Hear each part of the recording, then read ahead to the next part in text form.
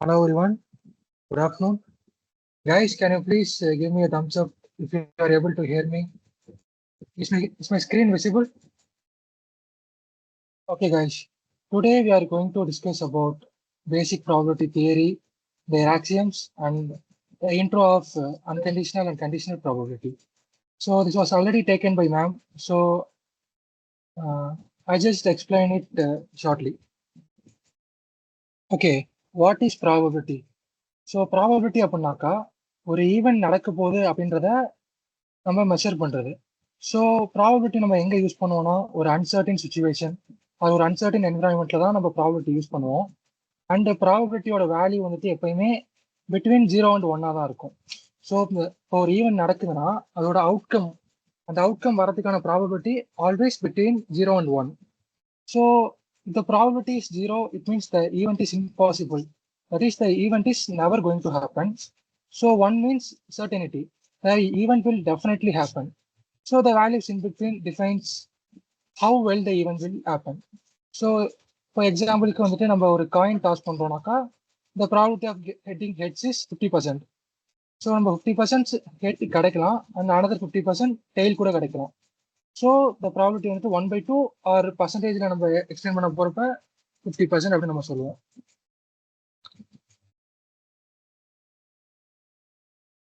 So next the spectrum of likelihood.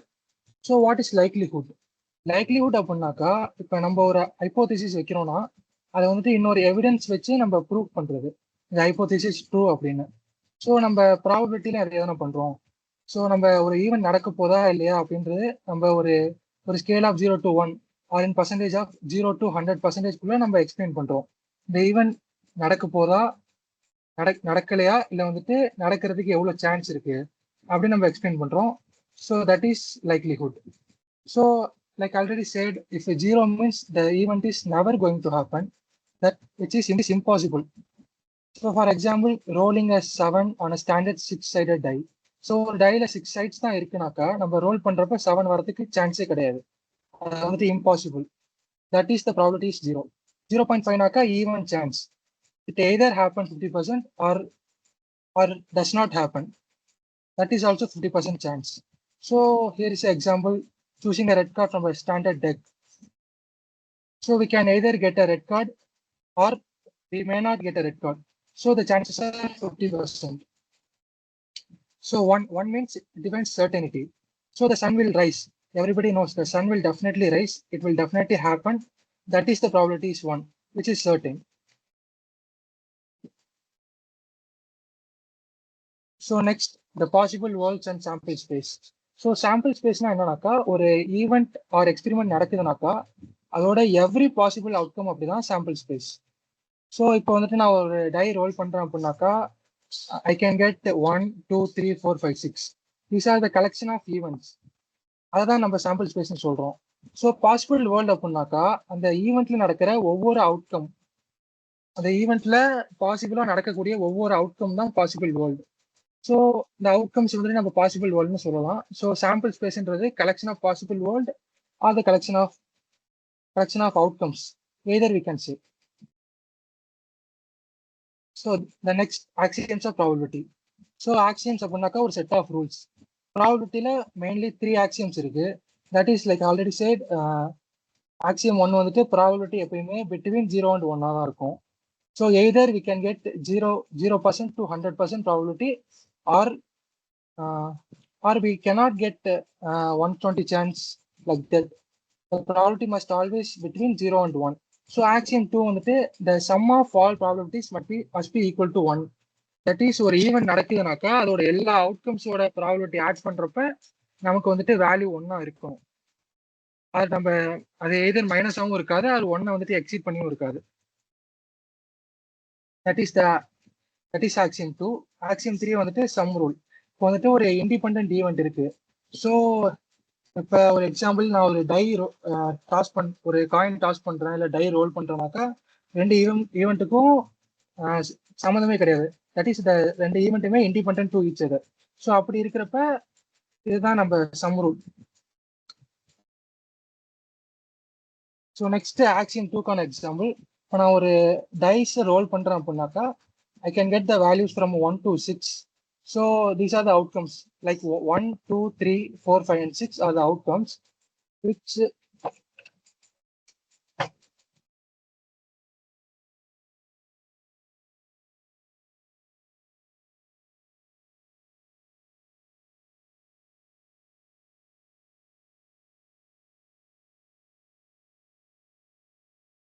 so here are the probabilities. So the probability of getting 1 வந்துட்டு 1 by 6. ஏன்னா வந்துட்டு டைஸ்ல வந்துட்டு 6 sides இருக்கு. So வந்துட்டு நான் 1லேருந்து 6 வரைக்கும் எனக்கு வேல்யூஸ் வரும். ஸோ த சாம்பிள் ஸ்பேஸ் வந்துட்டு 6. ஸோ இப்போ நான் 1 கிடைக்கிறதுக்கான ப்ராபிலிட்டி வந்துட்டு 1 by 6. இதுவே டைல 2 கிடைக்கிறதுக்கான ப்ராபிலிட்டி வந்துட்டு அதுவும் 1 by 6. இந்த மாதிரி நம்ம எல்லா அவுட்கமோட ப்ராபிலிட்டிஸை சம் பண்றப்ப நம்மளோட வேல்யூ வந்துட்டு ஈக்குவல் டு 1 இருக்கும். That is the probability Axiom number 2. Next வந்துட்டு நம்ம டூ ஈவெண்ட்ஸோட, அதாவது ஒரே ஈவெண்ட் வந்துட்டு 2 வாட்டி நடக்குது, அதோட ப்ராபிலிட்டி வந்துட்டு நம்ம எப்படி கால்குலேட் பண்ணுவோம் அப்படின்னு. நம்ம இங்க பார்த்தது வந்துட்டு ஒன்லி 1 ஈவெண்ட். நான் வந்துட்டு ஒரே ஒரு டை தான் ரோல் பண்றேன். அதுக்கான ப்ராபிலிட்டி வந்துட்டு இப்படி இருக்கு. ஸோ இப்போ நான் டைஸ் வந்துட்டு 2 வாட்டி ரோல் பண்றேன் அப்படின்னாக்கா, ஏதர் ஃபர்ஸ்ட் டைம் வந்துட்டு நான் ஃபர்ஸ்ட் டைல வேல்யூ வந்துட்டு 1 இருக்கலாம், செகண்ட் டைம் டை ரோல் பண்றப்ப வேல்யூ 1 இருக்கலாம். இந்த மாதிரி வந்துட்டு நான் அதுல ஒரு அசம்ஷன் வைக்கிறேன், இந்த டோட்டல் சம் வந்துட்டு 7 அப்படின்னு. நான் ஃபர்ஸ்ட் டை ரோல் பண்றப்ப கிடைக்கிற ஒரு வேல்யூ, அந்த செகண்ட் டை ரோல் பண்றப்ப கிடைக்கிற ஒரு வேல்யூ, ரெண்டுத்தையும் ஆட் பண்ணா ஒரு சம் வந்துட்டு 7க்கு ஈக்குவலா இருக்கணும்.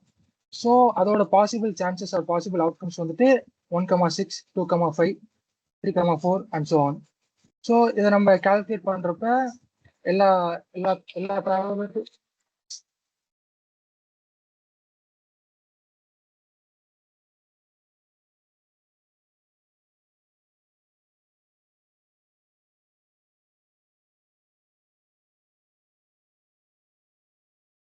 ஸோ இதை நம்ம சம் பண்றப்ப அதோட value equal to 1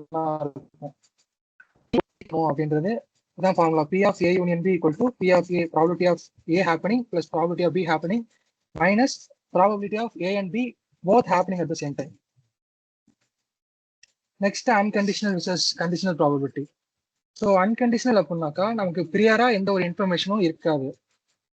so like இப்போ வந்துட்டு நான் ஒரு 2 days ரோல் பண்றேன் அப்படின்னாக்கா அதுக்கு ப்ரியரா எந்த ஒரு வேல்யூ ஆர் ப்ராபிலிட்டி எதுவுமே எனக்கு கிடையாது, அந்த நாலேஜ் வந்துட்டு எனக்கு இல்லை அப்படின்னு இருக்கிறப்ப unconditional probability.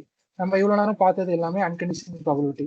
So conditional probability அப்படின்னாக்கா நம்ம ஆல்ரெடி ஒரு இன்ஃபர்மேஷன் நம்ம கிட்ட இருக்கு. இப்போ வந்துட்டு நான் டையை ரோல் பண்றேன் அண்ட் அதே டைம்ல காயின் டாஸ் பண்றேன் அப்படின்னாக்கா ஃபர்ஸ்ட் நான் டையை ரோல் பண்றப்ப எனக்கு ஒரு ப்ராபிலிட்டி கிடைக்கும், அது ஒரு வேல்யூ. அந்த வேல்யூக்கான நாலேஜ் வந்துட்டு எனக்கு இருக்கு. ஸோ செகண்ட் டைம் நான் டையை ரோல் பண்றப்ப நான் காயின் டாஸ் பண்ணதோட ப்ராபிலிட்டி வச்சு நான் இந்த டைல என்ன வேல்யூ வரும் அப்படின்றதுக்கான ப்ராபிலிட்டி கண்டுபிடிக்கிறது தான் conditional probability. So conditional probability வந்துட்டு நெக்ஸ்ட் கிளாஸ் ஹேண்டில் பண்றவங்க இருப்பாங்க. ஸோ நெக்ஸ்ட் வந்துட்டு here is the conditional probability formula. இது வந்து நம்ம P of A given B அப்படின்னு சொல்லுவோம், equal to P of A intersection B divided by probability of either A happening or B happening. So example வந்துட்டு first ஒரு 52 deck of கார்ட்ஸ்ல first நான் ace எடுக்கிறேன். ஃபர்ஸ்ட் நான் ஏஸ் எடுத்துட்டேன், grab பண்ணிட்டேன். நெக்ஸ்ட் வந்துட்டு நான் கிங் எடுக்கிறேன். ஸோ இப்போ நான் ப்ராபிலிட்டி ஆஃப் கிங் எடுக்கிறது given probability of ace already taken. அதோட ப்ராபிலிட்டி வந்துட்டு 4/51 இருக்கும்.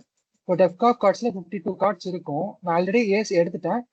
இப்போ நான் கிங் எடுக்கிறதுக்கான ப்ராபிலிட்டி வந்துட்டு 4/51. 51லேருந்து 1 மைனஸ் ஆகும், ஆல்ரெடி நான் ஏசி எடுத்ததுனால. So here is the summary. So we have seen probability axioms, 3 axioms. So what is sample space, events and experiments, and the conditional probability. Any questions, guys?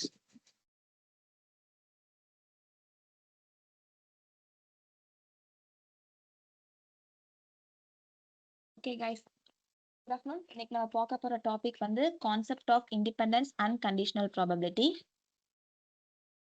So ப்ரீவியஸா discuss பண்ண மாதிரி தான் first ப்ராபபிலிட்டினா என்ன, ஒரு event occur ஆக போகுது அப்படின்னா அதோட சான்சஸ் கண்டுபிடிக்கிறது தான் ப்ராபபிலிட்டி. ஸோ அதுல டைப்ஸ் இருக்கு. So first unconditional, next conditional.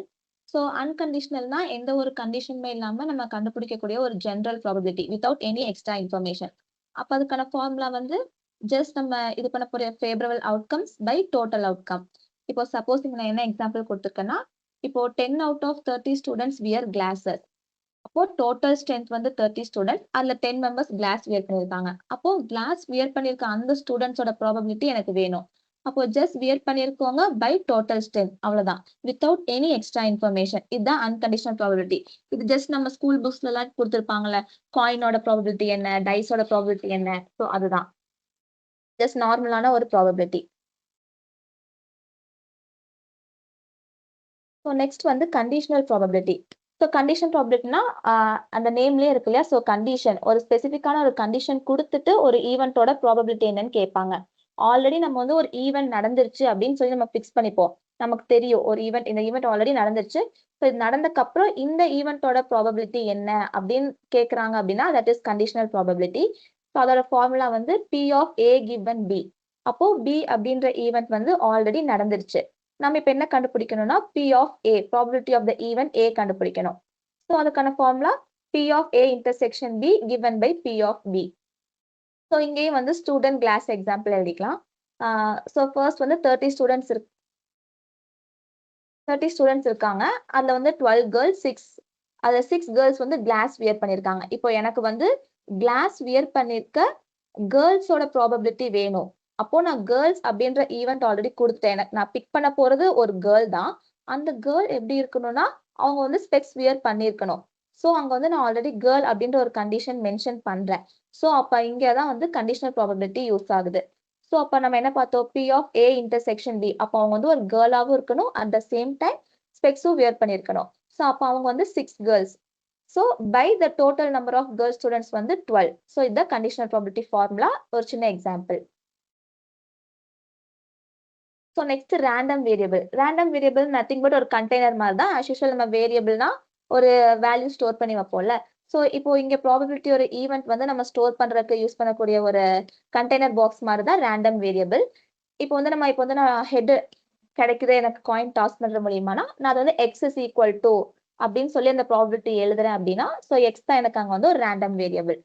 So random வேரியபிள்ல மொத்தம் 3 டைப்ஸ் இருக்கு, Boolean, discrete and continuous. So பூலியன்னா நமக்கு தெரியும் இல்லையா, true false. So only 2 possible states, true or false. அது 2 தவிர வேற எந்த ஒரு ஆன்சரும் அதுக்கு வராது. So example, does a student wear glasses. அப்ப நான் அந்த இடத்துல எஸ் ஆமா அப்படின்னு ஒரு கண்டிஷன் சொல்லலாம், இல்ல நோ அவங்க வியர் பண்ணல. ஸோ இதுதான் 2 ஆன்சர்ஸ் வரும். ஸோ இது வந்து பூலியன் டைப். நெக்ஸ்ட் டிஸ்கிரீட் அப்படின்னா நம்மளால கவுண்ட் வந்து எக்ஸாக்டா சொல்ல முடியும், 4 மெம்பர்ஸ் தான், 3 மெம்பர்ஸ் அப்படி சொல்லி. ஸோ எக்ஸாம்பிள் வந்து டைஸ் ரோல். அப்போ டைஸ்ல வந்து நமக்கு தெரியும் கண்டிப்பா 6 நம்பர்ஸ் தான் இருக்கும், இதை தாண்டி வேற 7, 8லாம் கிடையாது. ஸோ இது வந்து டிஸ்கிரீட். கண்டினியூஸ் அப்படின்னா ஒரு செட் ஆஃப் ரேஞ்ச் சொல்றது. இப்போ ஒரு 100 மீட்டர் ரேஸ் வர்றாங்கன்னா அவங்க டைமிங் வந்து 1 மினிட்ல இருந்து 1.5 மினிட்ஸ் எடுத்துக்க முடியும் அப்படின்னு சொல்லி எக்ஸாக்டா சொல்லாம ஒரு ரேஞ்ச். ஸோ இது வந்து கண்டினியூஸ் ரேண்டம் வேரியபிள். ஸோ இது 3 வந்து types of random variables. So next probability distribution. இப்போ நமக்கு ப்ராபபிலிட்டினா தெரியும் ஒரு ஈவெண்ட்டோட அவுட்கம். இப்போ ஒரு ஈவெண்ட் நடக்குது, இப்போ டைஸ் ரோல் பண்றேன் அப்படின்னா அப்போ 1க்கான சான்ஸ் எவ்வளோ, 2க்கான சான்ஸ், 3 சான்ஸ், இதெல்லாம் ஒவ்வொரு அவுட்கம்க்குமே நம்ம கொடுக்குற ஒரு ப்ராபபிலிட்டி தான் probability distribution. As a name, அந்த நேமே சொல்லுது இல்லையா, probability distribution. we are distributing the outcome to everyone. So இங்க ப்ராப்பர்ட்டிஸ்ன்னு பார்த்தோம்னா, ஸோ ப்ரீவியஸா நம்ம பார்த்த மாதிரி ப்ராபபிலிட்டி வந்து 0ல இருந்து 1க்குள்ள மட்டும்தான் லை ஆகும். அப்புறம் சம் ஆஃப் த ப்ராபபிலிட்டி வந்து 1ஆ இருக்கணும். ஸோ எக்ஸாம்பிள், இப்போ காயின் டாஸ் பண்றேன். ஸோ இங்க பாத்தீங்களா ரேண்டம் வேரியபிள் மென்ஷன் பண்ணியிருக்கோம் எக்ஸ். அப்படி இந்த எக்ஸ்ன்ற கண்டெய்னருக்குள்ள இப்போ காயினை டாஸ் பண்ணா அதுல என்னெல்லாம் அவுட்கம் வரும், ஹெட் ஆர் டெய்ல், இது ரெண்டுல ஏதோ ஒன்று அக்கர் ஆக போகுது. ஸோ இங்க வந்து மொத்தமாவே 2 அவுட்கம்ஸ் தான். So 50-50 chance. ஸோ 0.5, 0.5 ஆர் 1/2, 1/2 கிடைக்கலாம். அப்போ இப்போ நான் ப்ராபபிலிட்டி டிஸ்ட்ரிபியூஷன் எழுதுறேன் அப்படின்னா இந்த மாதிரி ஃபிளார் பிராக்கெட் போட்டுட்டு, ஸோ ஹெட்டோட அக்கரன்ஸ் எவ்வளோ, 0.5 டைம்ஸ் இருக்கலாம், டெய்ல் வந்து 0.5. இப்போ இது ரெண்டையும் ஆட் பண்ணா சம் வந்து 1 தான் வரும் நமக்கு. சிமிலர்லி இன்னொரு எக்ஸாம்பிள், டைஸ் ரோல் பண்றோம் அப்படின்னா டோட்டலா அதுல வந்து 6 அவுட்கம் வரக்கு சான்ஸ் இருக்கு. ஒவ்வொன்றுமே 1/6 டைம்ஸ் தான் வர முடியும். ஸோ 1/6 டோட்டலா 6 இருக்குல்ல. ஸோ 1 வந்து 1 டைம், ஒரு தடவை ரோல் பண்ணும்போது 1 டைம் தான் வரும். ஸோ 1/6, 1/6 எல்லாமே. ஸோ டோட்டலா இப்போ எல்லாத்தையும் சம் பண்ணா நமக்கு கிடைக்கக்கூடியது அவுட்கம், டோட்டல் ப்ராபபிலிட்டி வந்து 1ஆ இருக்கணும். ஸோ நெக்ஸ்ட் டாபிக் வந்து ஜாயிண்ட் ப்ராபபிலிட்டி டிஸ்ட்ரிபியூஷன். இப்போ நம்ம வந்து ஒரு வேரியபிள் தானே பார்த்துட்டு இருந்தோம், ஜஸ்ட் காயின் தனியா, டைஸ் தனியா. இப்போ நம்ம வந்து 2 வேரியபிள் ஜாயின் பண்ணி பார்க்க போறோம். ஸோ இங்க இருக்க 2 வேரியபிள் வந்து ரெயின், இன்னொன்னு அம்பர்லா. ஸோ ரெயினோட கண்டிஷன் வந்து எஸ்ஆ இருக்கலாம் இல்ல no. At the same time umbrella வந்து எஸ் இல்ல நோ.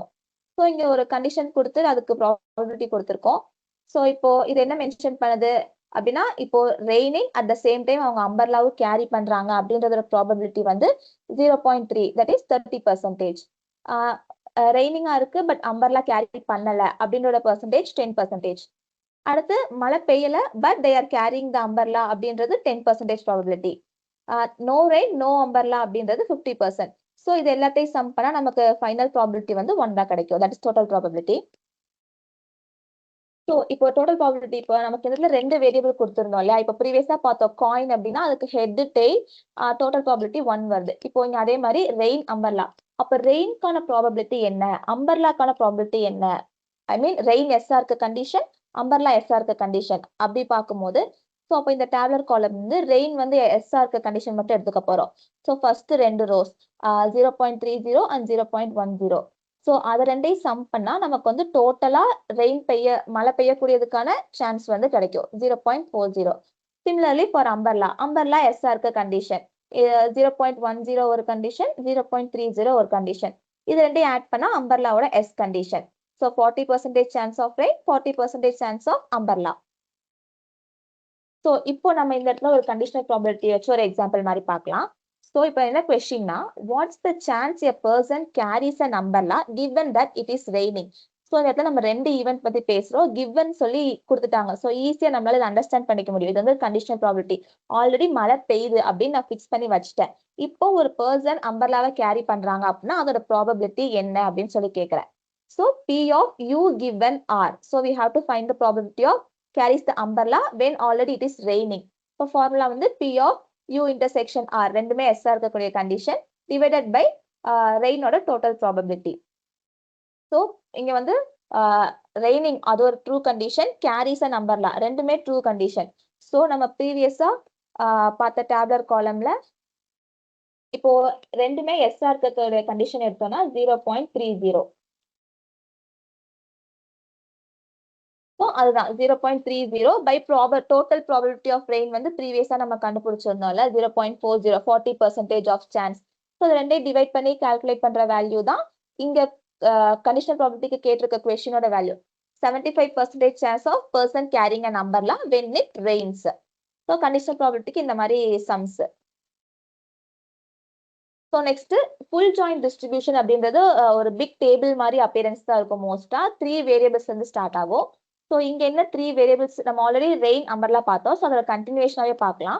ஸோ நெக்ஸ்ட் வந்து இதுக்கு ரிலேட் ஆகிற மாதிரி ஒரு வேரியபிளா டிராஃபிக் எடுத்துக்க போறோம். ஸோ இங்க டிராஃபிக் எப்படி டிவைட் பண்ணலாம்னா, ஒன்னு டிராஃபிக் ஹெவியா இருக்கலாம், or maybe light traffic normal டிராஃபிக்கா இருக்கலாம்.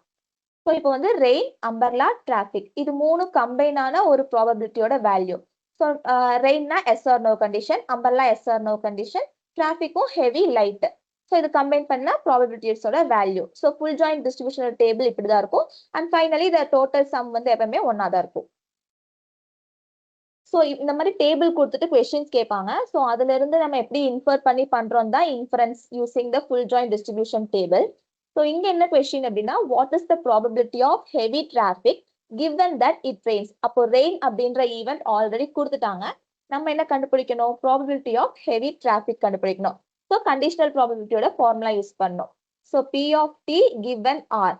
ஃபார்முலா வந்து P of T intersection rain given by P of R. So P of டிராஃபிக்கும் ஹெவியா இருக்கணும், அட் த சேம் டைம் ரெயினும் எஸ்ஸா இருக்கணும். ஸோ அந்த கண்டிஷன் எடுத்து நம்ம வந்து சம் பண்ணணும். ஸோ ப்ரீவியஸா டேபிள். ஸோ ரெயின் கண்டிஷன் அவங்க ஆல்ரெடி கொடுத்துட்டாங்க, it is raining. So rain எஸ்ஸா இருக்கக்கூடிய கண்டிஷன் எடுத்துக்க போறோம். ஸோ ஃபர்ஸ்ட் 4 ரோஸ் இருக்கு. At the same time traffic என்ன சொல்லியிருந்தாங்க, டிராஃபிக்கும் ஹெவியா இருக்கணும். ஸோ இந்த 2 ரோஸ் தான் 0.20 அண்ட் 0.05. ஸோ இது ரெண்டையும் சம் பண்ணோம் அப்படின்னா நமக்கு நியூமரேட்டரோட வேல்யூ கிடைச்சிடும். அதே மாதிரி ப்ராபபிலிட்டி ஆஃப் டோட்டல் ரெயின் அப்படின்னா ரெயின் எஸ்ஸா இருக்க எல்லா கண்டிஷனையும் ஆட் பண்ணோம் அப்படின்னா P of R கிடைச்சிடும். ஸோ நியூமரேட்டர் டினாமினேட்டர் ரெண்டுமே இருக்கு. So just we are going to substitute in the formula. So கிடைக்கிற ஃபைனல் வேல்யூ தான் கேட்டிருக்க கொஸ்டினுக்கான சான்ஸ் ஆஃப் ப்ராபபிலிட்டி அக்கரிங். இந்த மாதிரி டேபிள் கொடுத்துட்டு கேட்கறது தான் இன்ஃபரன்ஸ். ஓகே, இது வரைக்கும் ஃபுல்லா கண்டிஷனல் பார்த்தாச்சு. அடுத்து வந்து இண்டிபெண்டன்ஸ் ஈவென்ட் பார்க்க போறோம். இப்போ ஒரு 2 ஈவென்ட் வந்து நான் இண்டிபெண்டன்ட் அப்படின்னு எப்போ சொல்ல முடியும்னா, ஒரு ஈவெண்டோட அவுட்கம் வந்து இன்னொரு ஈவெண்டோட அவுட்கம் வந்து எந்த விதத்திலயும் அஃபெக்ட் பண்ணக்கூடாது. டோட்டலா they should be independent. For example, இப்போ காயினும் டாஸ் பண்றேன், டைஸை ரோல் பண்றேன். அப்போ காயின்ல ஹெட் வந்தாதான் எனக்கு டைஸ்ல 1 வரும் அப்படின்னு எந்த ஒரு இதுவும் கிடையாது. They are not depend on each other. இதுல எதுனாலும் வரலாம், இதுல எதுனாலும் வரலாம். ஸோ அந்த மாதிரி இருக்கிறது தான் இண்டிபெண்டன்ஸ் ஆஃப் ஈவெண்ட்.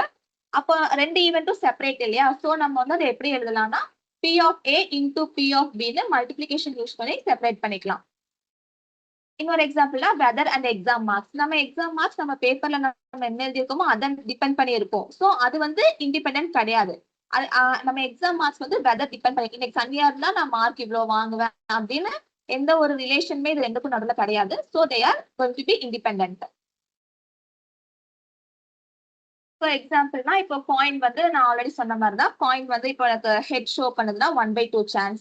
டைஸ்ல வந்து 6னா 1/6 சான்ஸ். இப்போ இது ரெண்டுமே ஒன்னொன்னுக்கும் எந்த ஒரு ரிலேஷனுமே கிடையாது. ஸோ அஃப்கோர்ஸ் இது என்னது ஒரு இண்டிபெண்டன்ட் ஈவென்ட் தான். அப்போ ஃபார்முலா சப்ஸ்டியூட் பண்ணோம் அப்படின்னா 1/2 into 1/6. ஸோ 1/12 ப்ராபபிலிட்டி கிடைக்கும் நமக்கு. இதுதான் independence of event. So next வந்து பேஸ் தியரம். ஆல்ரெடி நம்ம நிறைய யூஸ் பண்ணியிருப்போம்.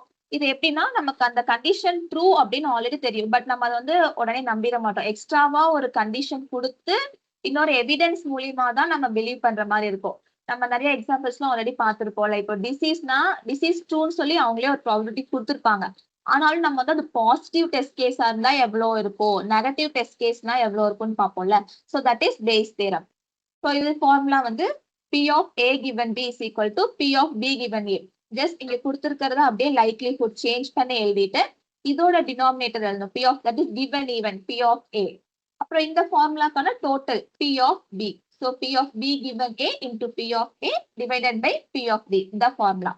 ஸோ பேஸ் தியரம் நம்ம எங்க ரியல் லைஃப்ல யூஸ் பண்ணோம்னா, நான் ஆல்ரெடி சொன்ன example medical diagnosis, spam filtering, weather prediction and AI learning மாடல்ஸ்ல பேஸ் தியரம் யூஸ் ஆகுது. ஸோ இப்போ எக்ஸாம்பிள் ஆல்ரெடி 3 டேட்டா கொடுத்துட்டாங்க. P of disease அப்படின்றது 0.001. இப்போ அந்த டிசீஸ்லயும் பாசிட்டிவ் டெஸ்ட் கேஸ் வந்தவங்க அப்படின்றது வந்து 0.99.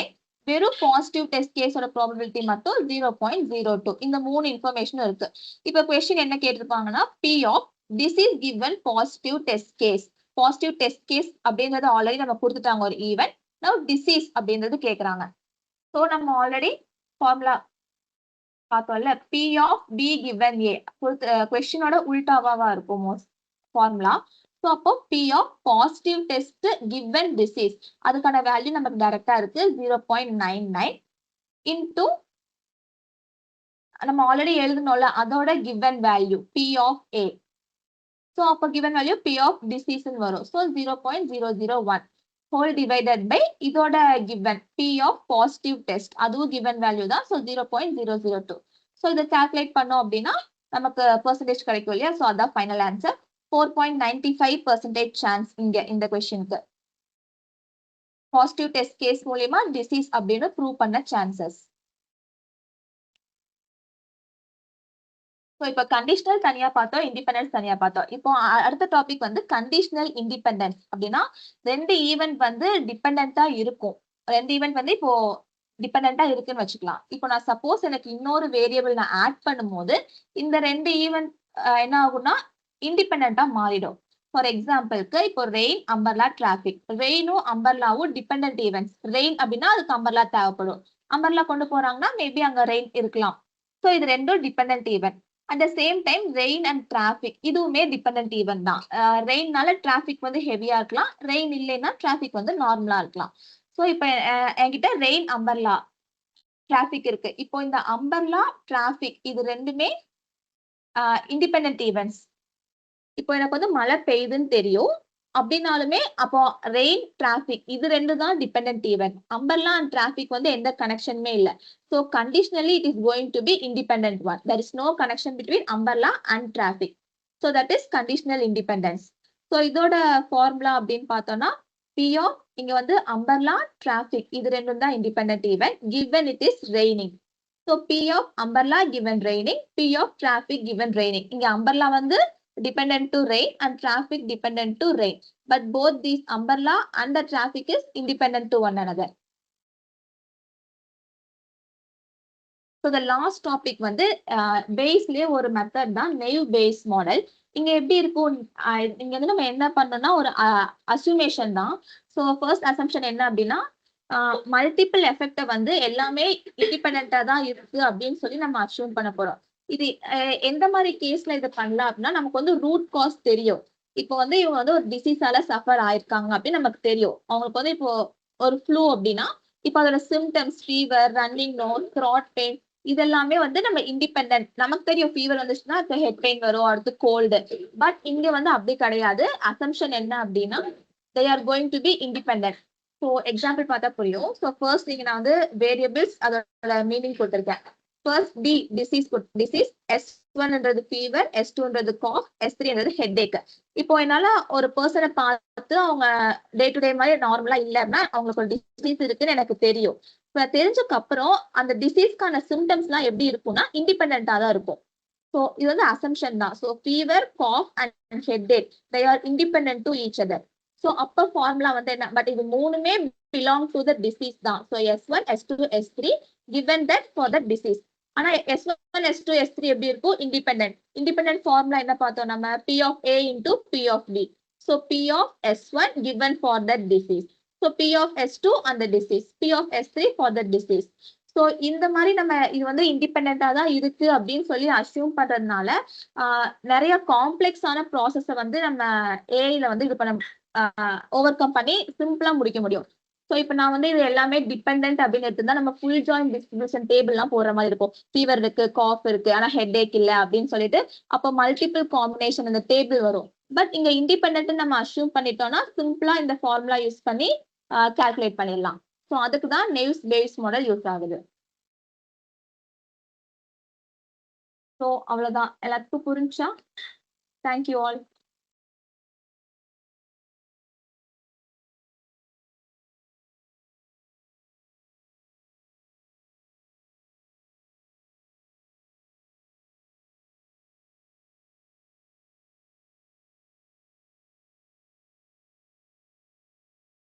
Am I audible? Is my screen visible?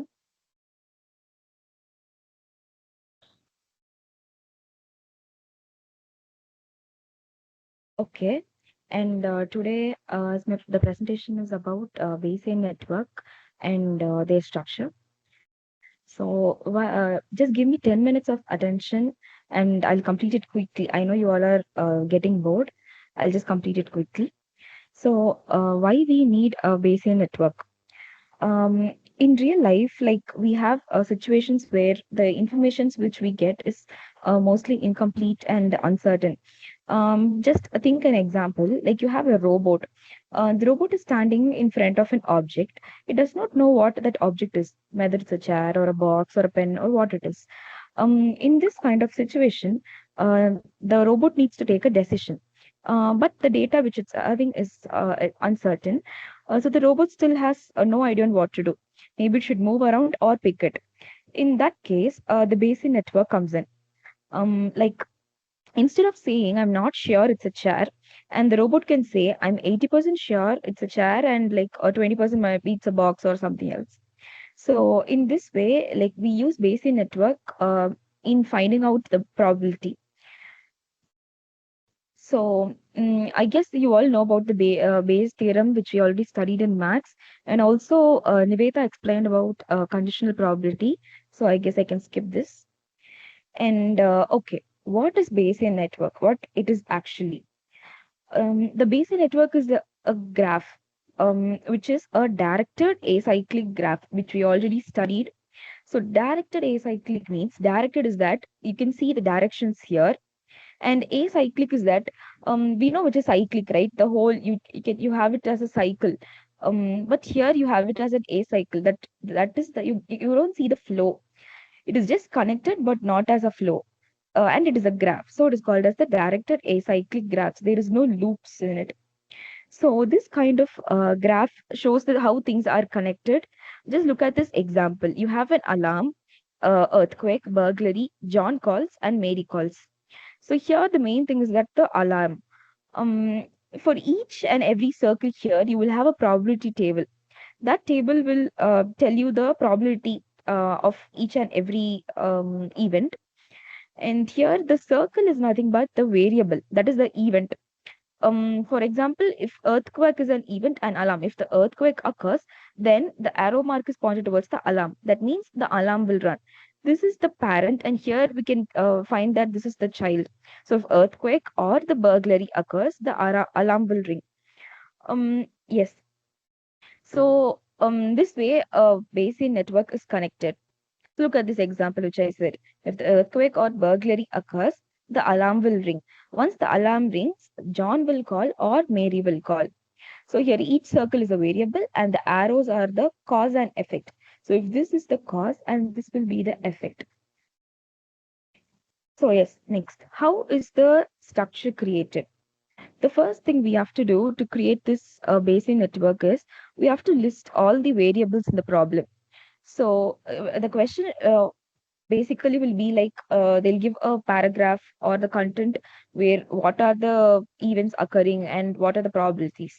So when we have to create the Bayesian network, we have to pick out the variables first, like the earthquake, burglary, alarm, John calls, and Mary calls. These are the variables. Once we take them, the next thing we have to do is we have to find out like which variable is related to the other variable in which way.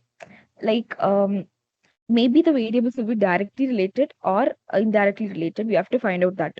And then we have to draw arrows like in the cause and effect. As I told you, if this occurs, then this will be the result. In that way, we have to form the network. And then we have to write the probability table. That is the CPT, which we already studied.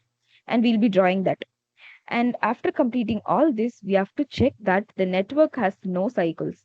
Because as I already told you, this is a DAG, directed acyclic graph. So the tip what we know is that we have to start from the cause first. Every time when you start from the cause, it will be easy for us to draw and it will be easy for us to identify the effect of it. Okay. And the next thing is the meaning of the structure. As I already told you, this is the variable, this is the effect, and this is the cause effect, arrows and all. So each arrow in the graph means this variable depends on this one. So the alarm will ring only when the earthquake occurs or only when the burglary occurs. So that way we can find that it is related. And the next thing here is that the structure tells which variables are independent of, which variables are independent of others. So here John calls does not depend on earthquake and burglary, but it depends on the alarm. Similarly, Mary calls also occurs on alarm and not on the earthquake and burglary. So that is the example which is given here. And there is also one more topic here, which is the Markov blanket. So this Markov blanket is nothing but, in simple terms to explain, I'll just tell you like, if you have the parent here in this diagram, we can take the parent as burglary or earthquake. And who is the children? This is that is the alarm, and the children's parent of the node, that is John calls, and we don't have the other child here for the John calls. So this is the diagram. We have this as the parent, this as the child, and this is the child for this child. I guess you can understand. This is the example for the Markov blanket. And then followed by the inference. So the inference is nothing but the total, the evidence which we collected from the Bayesian network. So once we create a Bayesian network, we'll be able to answer all the questions asked from it.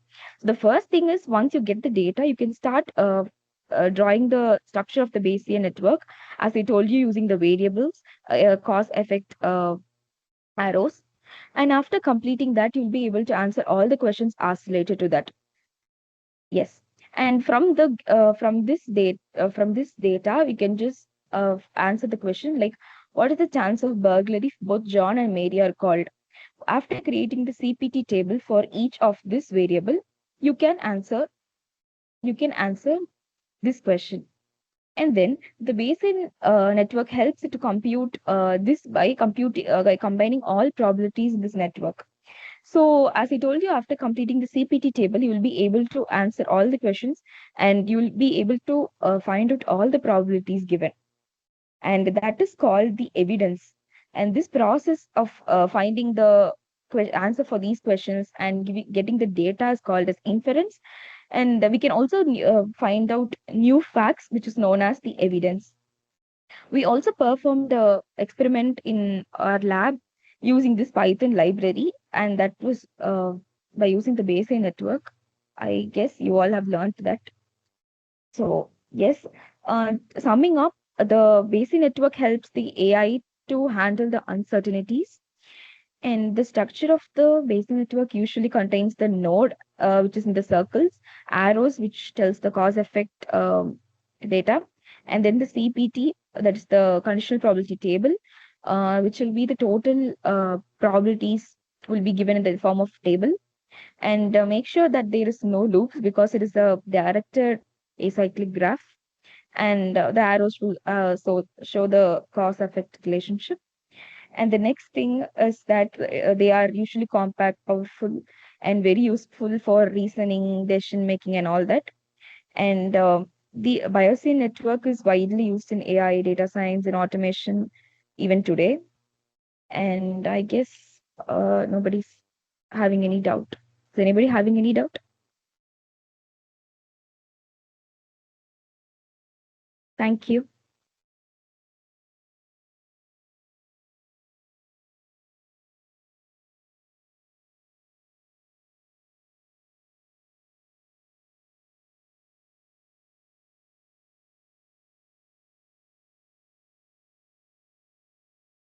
So, okay, fine. So with this, we can conclude this session. So we can all leave this meeting.